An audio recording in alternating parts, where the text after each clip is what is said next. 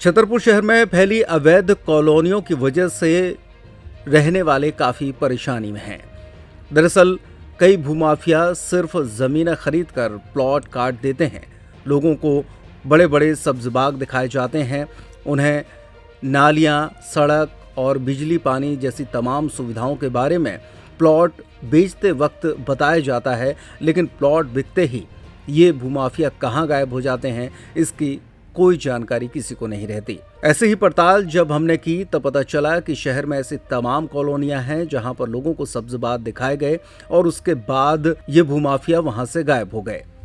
जो सड़कें बताई गई थीं उन सड़कों पर भी प्लॉट बनाकर बेच दिए गए।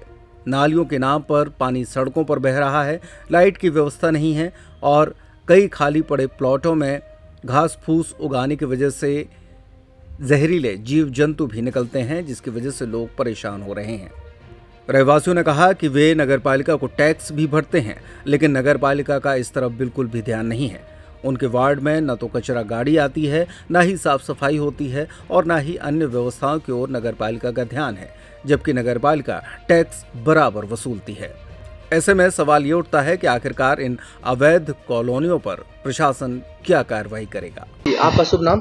मेरा नाम चंदा चौरसिया है। मैं वार्ड नंबर 1 में रहती हूँ। सिद्धेश्वर कॉलोनी के पहले है। यहाँ पर ये मिष्टी दूध डेयरी भी है, लेकिन इस कॉलोनी का एक भी नाम नहीं है यहाँ पर। लेकिन हम लोग सोच रहे हैं यहाँ पर एक बोर्ड लगवा दें, क्योंकि कॉलोनी का नाम हो जाए, क्योंकि जगह जगह पे कॉलोनियों के नाम है। तो हम लोग यही सोच रहे हैं। सब कॉलोनी वाले कह रहे हैं कि यहाँ पर एक बोर्ड लगवाएं और यहाँ पर मिथिलेश नगर का नाम दे इस कॉलोनी का।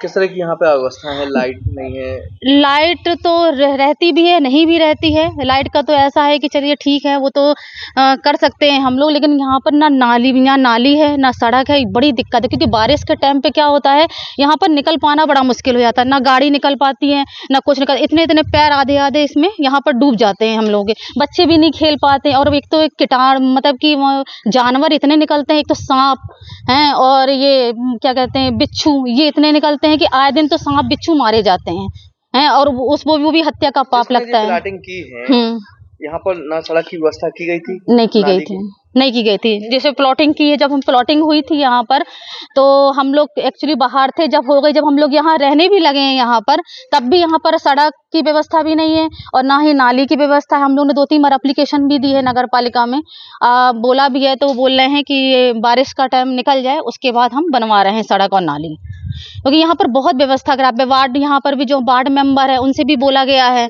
लेकिन वो भी कोई संज्ञान नहीं ले रहे हैं इस चीज में कि यहाँ वार्ड नंबर 1 में जरा सुधार हो जाए, क्योंकि सारे कॉलोनी में, सारे वार्ड में मतलब की व्यवस्था अच्छी है, लेकिन हमारे ये वार्ड नंबर कॉलोनी तो बनवा दी है, लेकिन व्यवस्था ही नहीं दी। बिल्कुल व्यवस्था नहीं दी है। कॉलोनी बना दी है, प्लॉटिंग कटवा दी है, लेकिन व्यवस्था बिल्कुल भी नहीं है। क्या नाम है भैया आपका? पीयूष बरसैया। कहाँ पर आप निवास? ये वार्ड नंबर 1 के निवासी हैं, लेकिन लगता नहीं है कि जैसे हम वार्ड नंबर 1 के निवासी हैं। आप देख रहे हैं चारों तरफ प्लाट खुले पड़े हुए हैं।